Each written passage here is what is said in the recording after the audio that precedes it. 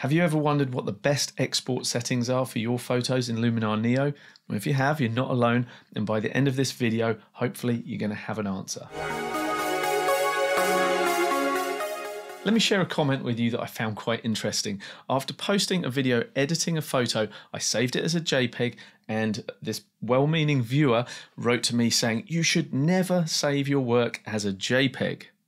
Now, I'm not sure where that guy would have picked up that very questionable piece of wisdom from, but it couldn't be further from the truth. The format and options that we choose in our export dialog box are driven by the final output, the purpose of that photo, whether it's going to web, going to be used for print, or you just want to save the highest quality possible. There's a lot of factors that go into the correct export settings, and we're going to go over those in this video. Okay, let me throw a different question your way to really drive this point home. And there's no pun intended here. But let's suppose I ask you what the best car is. You think about it and you say, oh, well, probably Max Verstappen's Red Bull. And that may well be the case if your criteria for the best is the fastest car able to go around a Formula One track. But what if you actually wanted to take your kids and their friends down to the movie theatre? Well, all of a sudden you're looking at a different criteria to judge whether or not you've got the best vehicle. And it's the same thing when we're exporting our photos. It really depends on the final purpose of our photo as to what the best options are. I was just about to jump into the export dialog box there, but it would be remiss of me first if I didn't actually explain briefly why we need to export our photos in the first place. Because you might be thinking, well, I've applied my edit to my photo. It just is. It exists inside Neo. What's the purpose of exporting it? Well, currently the photo edit you've created only exists as a set of instructions in Luminar's database. So until you actually export that photo, all you have is your original photo and a set of instructions that Luminar Neo is applying to them to give you the look of an edited photo. So we need to go through that export process to create a copy that has all of those edits baked into it. So that's what we're going to do now. Let's jump into the export dialog box. So I started with this raw photo and ran a quick process over the top. If we jump into the edit section, you can see all of the edits that I've applied. So as I say, this is just a set of instructions to Luminar on how to actually process the photo. We still need to export it. And so what we're going to do is right click or option click on a Mac and we come to export. We also can use Shift-Control-E as a shortcut. The first box at the top refers to the location, i.e. where on our computer we're going to save this to, or alternatively, we could browse to an external hard drive. And then below that, we have the ability to name our photo.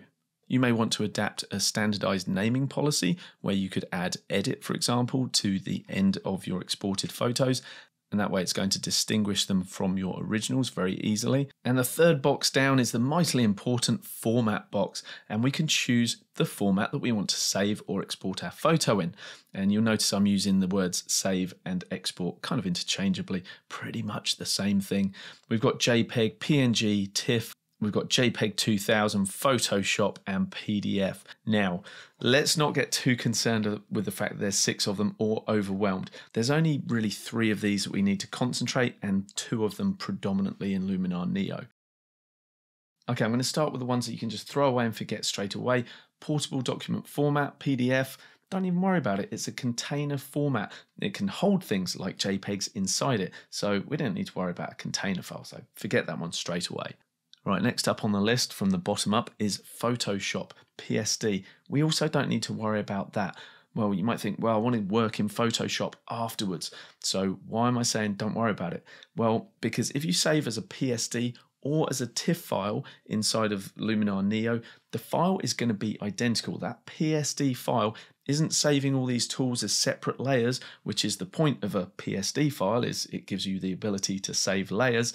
Doesn't do that. So you're better off just saving it as a TIFF, which is more widely recognizable and read by other software packages other than just Photoshop. So we'll just forget Photoshop as well. Right, the next one I'm going to say don't worry about is JPEG 2000.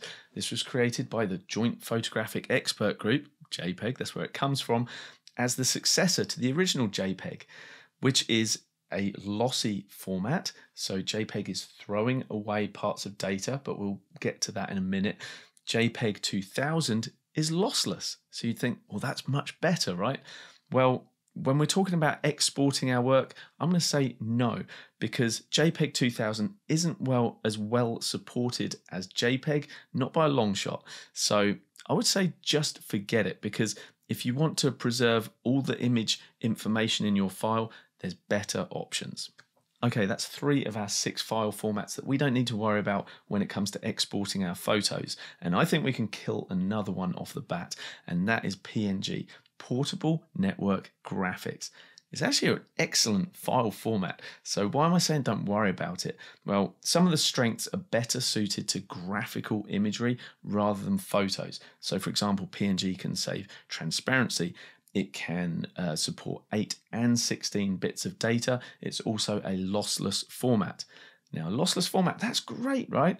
Well, the problem is, if you're saving a lot of photos and you're saving as lossless formats, those file sizes are much bigger. So for example, a PNG compared to the same JPEG saved at 100% quality as a JPEG can often be anywhere from like 5 to 10 times as big in file size.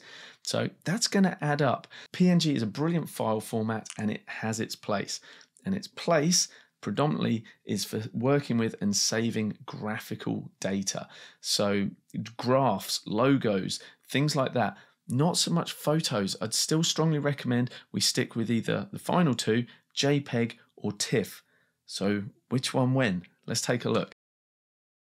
JPEG, designed by the Joint Photographic Expert Group, hence the name, was designed specifically for saving photos in as smaller file size as possible, and it was so successful in doing that. Even though the code for this was written decades ago, we're still using it today. This file format has definitely stood the test of time, and it's no coincidence that the visual feast that is the internet was built around JPEGs. But the thing we do need to bear in mind with a JPEG is it's a lossy compression, which means the file is actually throwing away data that it feels it doesn't need.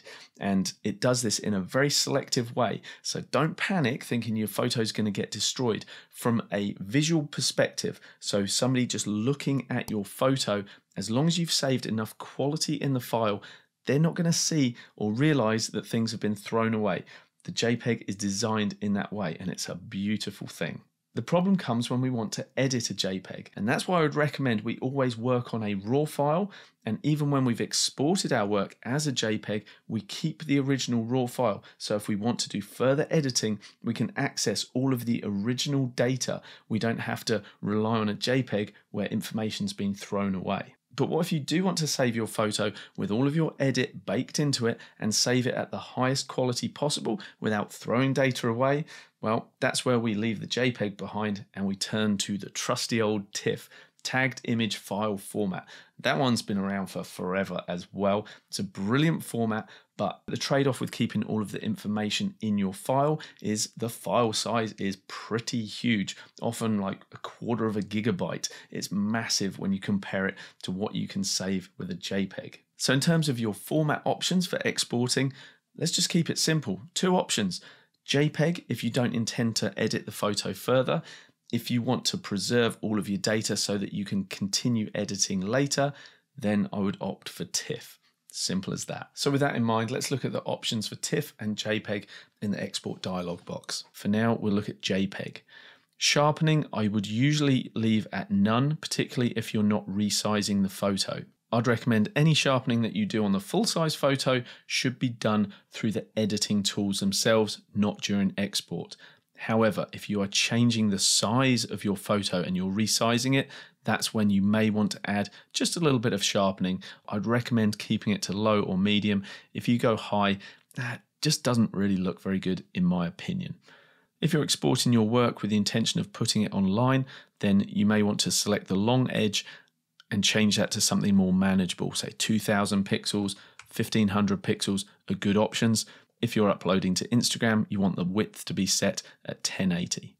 Okay, let's have a look at the color space. This is really important as well. When you're dealing with a JPEG and we're going to be exporting particularly to the internet, you just want to go for sRGB.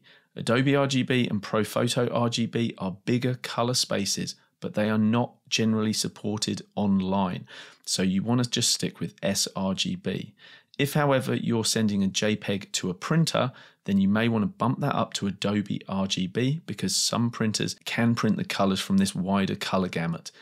However, ProPhoto RGB is such a vast color space that it's very unlikely that the colors you've created using that are going to be recreatable in print, and they're certainly not going to show up online. So you want to just go for an sRGB color space. The next two boxes are grayed out, compression and bit depth.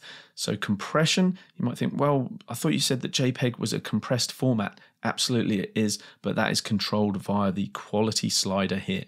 Currently the quality is set to 100, and if you export your photos like that and zoom in, you're not going to actually see any compression whatsoever. However, the file size will still be smaller than if you were to use a PNG or a TIFF. For the best compromise of file size and quality, I would recommend sticking somewhere between 80 and 90, particularly if you're going to print. And I would be going on the higher side of things, probably even in the 90 to 100 range.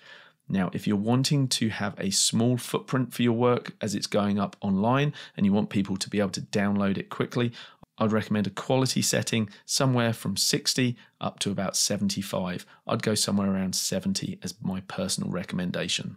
I deliberately haven't mentioned the resolution dialog box because that number is kind of a redundant data point. The true size of your file is determined strictly by the pixel dimensions. So it doesn't really matter whether you've got 300 dots per inch, 72, 600. At this point during export, you can always redefine that later via your printer when you're actually printing. It's a print specific number. So for now, don't even worry about it. Right, let me give you my recommendations for exporting as a TIFF format. Okay, so let's switch our format to TIFF. Again, we don't want to worry about any sharpening because we're going to keep everything as accurate to our edit as possible. So there's no point resizing this and going smaller because we want to keep every single pixel live. Now, in terms of color space, this is the time we do want to go for ProPhoto RGB. And you might be thinking, well, why? What's the point if the monitor can't actually render all of those colors? Well, it's all about just keeping our data intact as best as possible. So I just want to go for the options that give me the maximum quality, and ProPhoto RGB absolutely does that. In terms of compression, unless I'm having to send this file somewhere, if I'm keeping it on my hard drive, I won't even worry. I'll just keep that at none. And in terms of a bit depth, rather than 8 bits per channel, we want to maximize that to 16. Again, we don't worry about the resolution because it is the size that defines the actual size of our file. So again, just disregard that. In terms of quality, that's grayed out because it is maximum quality. There's no option for changing the quality slider here. You might want to append your file with something like full edit, for example, and when you're happy with those settings, pretty easy, we just hit export again. I really hope this overview of file formats and options within the export dialog box has been useful to you. If it has, do me a favor, leave me a thumbs up and a comment as well. Always goes down a treat. Guys, thank you so much for watching, and I'll see you in the next video. You might want to check out that one right there. Oh, and if you haven't subscribed already, you can click that big AT there. Thanks so much. Bye-bye for now.